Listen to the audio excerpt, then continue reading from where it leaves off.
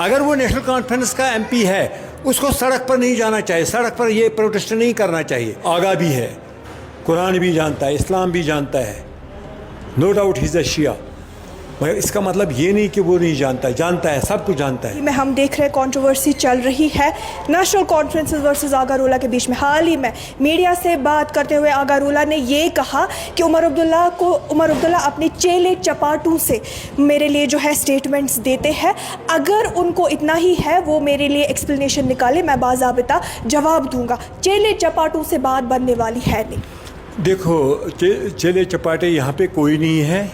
یہاں پہ آج تک جتنے بھی لوگوں نے اس کے بارے میں بولا وہ سارے یا ایم ایل ایز ہیں یا پارٹی کے یہاں پہ آفس بیئررز ہیں.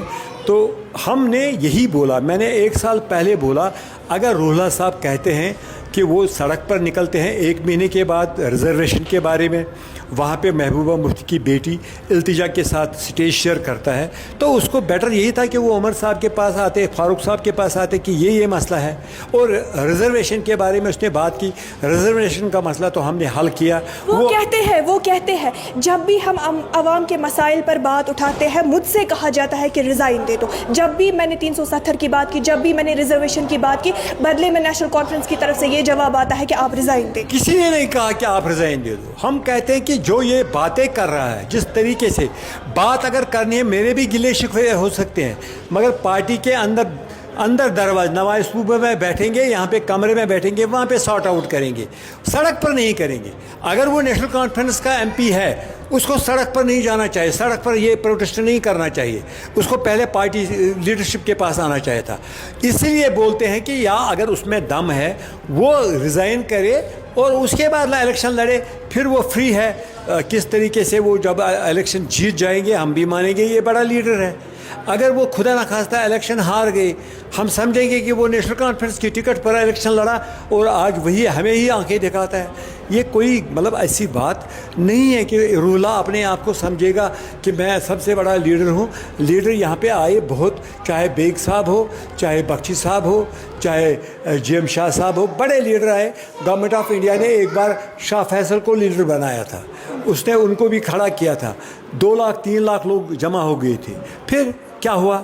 کچھ نہیں. میرے ساتھ جیل میں تھا شاہ فیصل، روتا تھا وہاں پہ بیچارہ کہ مجھے کوئی ملنے بھی نہیں آتا ہے، جو لوگ میرے کو جمع ہو گئے تھے وہاں پہ. یہ لیڈر نہیں ہوتا ہے، لیڈرشپ ایسی نہیں ہوتی ہے، یہ تحریک ہوتی ہے. نیشنل کانفرنس ایک تحریک ہے، یہ دلوں میں ہے، لوگوں کے غریب دلوں میں ہے.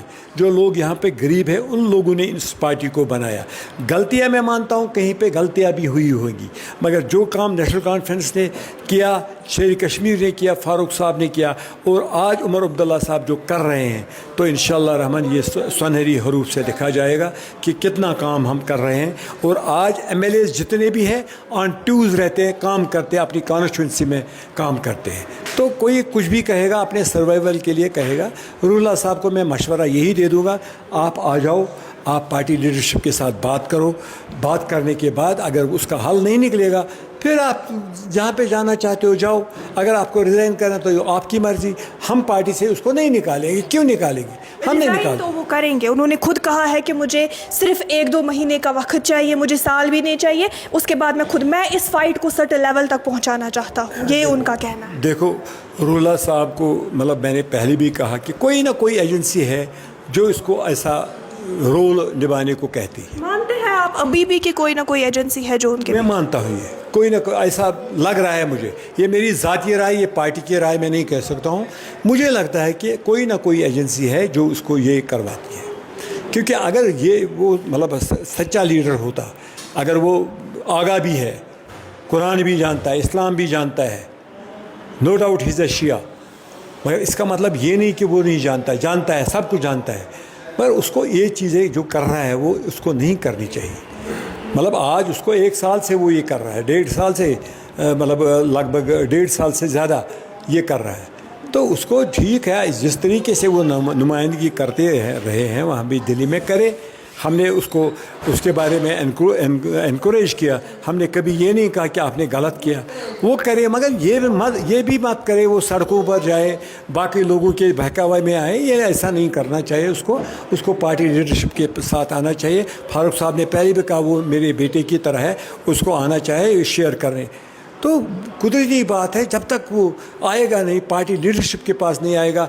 वो कहता है उमर अब्दुल्ला रिज़ाइन करना चाहिए। उमर अब्दुल्ला रिज़ाइन क्यों करेगा? उमर अब्दुल्ला को मैंडेट मिला है यहाँ के वज़ीर आला बनने का। 42 MLAs और 6 जो हमारे इंडिपेंडेंट MLAs थे और कांग्रेस के 6, उसका सपोर्ट है उमर अब्दुल्ला को। वो रिज़ाइन क्यों करेगा? बोलते हैं कि उनको as a parliament member election लड़नी चाहिए और 370 पे वहाँ पर जाके वो देखो वो डिक्टेट नहीं कर सकते। 370 का हमें वो कोई दरस न दे। हमने पहले ही रेजोल्यूशन पास किया, वो लाइव है, वो असेंबली में हमने किया और कैबिनेट ने भी वो वहाँ पे अप्रूव किया है। वो लाइव है, वो गवर्नमेंट ऑफ इंडिया के पास आज भी लाइव है, वो ज़िंदा है। हमने 370 की बात तभी की और हम चाहते हैं पहले स्टेटहुड मिल जाए। जब हमारे पास मकान बनाने के लिए तो पहले प्लिंथ की ज़रूरत है।